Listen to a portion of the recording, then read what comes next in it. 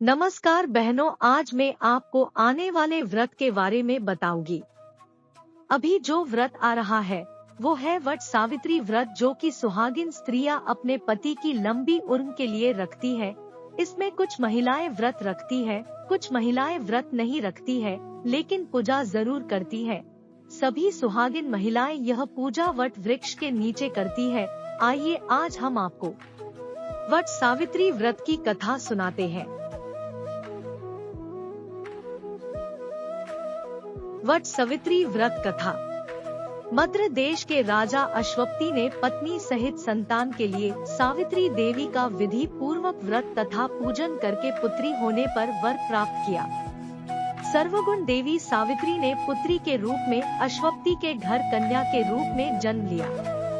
कन्या के युवा होने पर अश्वपति ने अपने मंत्री के साथ सावित्री को अपना पति चुनने के लिए भेज दिया। सावित्री अपने मन के अनुकूल वर का चयन कर जब लौटी तो उसे उसी दिन देवर्षि नारद उनके यहाँ पधारे। नारद जी ने पूछने पर सावित्री ने कहा, महाराज द्युमत्सेन के पुत्र सत्यवान की कीर्ति सुनकर उन्हें मैंने पति रूप में वरण कर लिया है।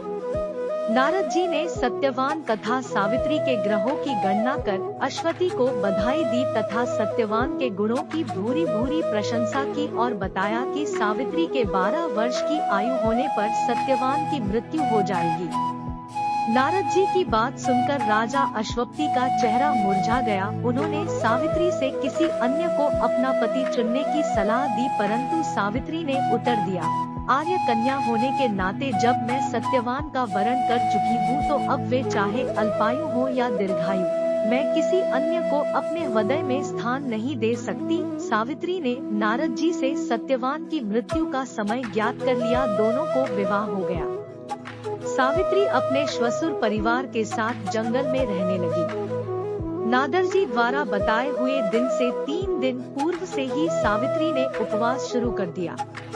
नारद द्वारा निश्चित तिथि को जब सत्यवान लकड़ी काटने के लिए चला तो सास ससुर से आज्ञा लेकर वह भी सत्यवान के साथ चल दी। सत्यवान वन में पहुंचकर लकड़ी काटने के लिए चला। वृक्ष पर चढ़ने के बाद उसके सिर में भयंकर पीड़ा होने लगी। वह नीचे उतरा। सावित्री ने उसे बड़ के पेड़ के नीचे लिटाकर उसका सिर अपनी जांघ पर रख लिया।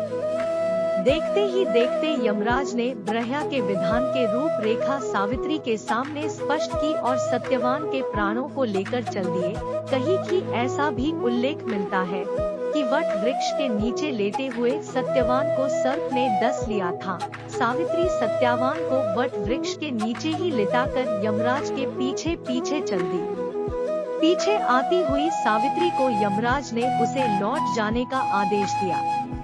इस पर वह बोली, महाराज जहाँ पति वही पत्नी, यही धर्म है, यही मर्यादा है। सावित्री के धर्म निष्ठा से प्रसन्न होकर यमराज बोले, पति के प्राणों से अतिरिक्त कुछ भी मांग लो।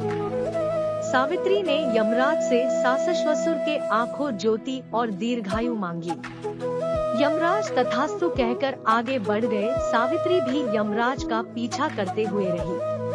यमराज ने अपने पीछे आती सावित्री से वापस लौटे जाने को कहा तो सावित्री बोली, पति के बिना नारी के जीवन के कोई सार्थकता नहीं। यमराज ने सावित्री के पति व्रत धर्म से खुश होकर पुनः वरदान मांगने के लिए कहा। इस बार उसने अपने श्वशुर का राज्य वापस दिलाने की प्रार्थना की। तथास्तु कहकर यमराज आगे चल दिए। सावित्री अब भी यमराज के पीछे चलती रही। इस बार सावित्री ने 100 पुत्रों का वरदान दिया है, पर पति के बिना मैं पुत्रों का वरदान दिया है, पर पति के बिना मैं माँ किस प्रकार बन सकती हूँ। अपना यह तीसरा वरदान पूरा कीजिए। सावित्री की धर्मनिष्ठा, ज्ञान, विवेक तथा पतिव्रत धर्म की बात जानकर यमराज ने सत्यवान के प्राणों को अपने पाश से स्वतंत्र कर दिया। सावित्री सत्यवान के प्राण को लेकर वट वृक्ष के नीचे पहुंची, जहां सत्यवान के प्राण को लेकर वट वृक्ष के नीचे पहुंची जहां सत्यवान का मृत शरीर रखा था। सावित्री ने वट वृक्ष की परिक्रमा की तो सत्यवान जीवित हो उठा। प्रसन्नचित सावित्री अपने सास ससुर के पास पहुंची तो उन्हें नेत्र ज्योति प्राप्त हो गई। इसके बाद उनका खोया हुआ राज्य भी उन्हें मिल गया। आगे चलकर सावित्री 100 पुत्रों की माता बनी। इस प्रकार चारों दिशाएं सावित्री के पतिव्रत धर्म के पालन की कीर्ति से गूंज उठी।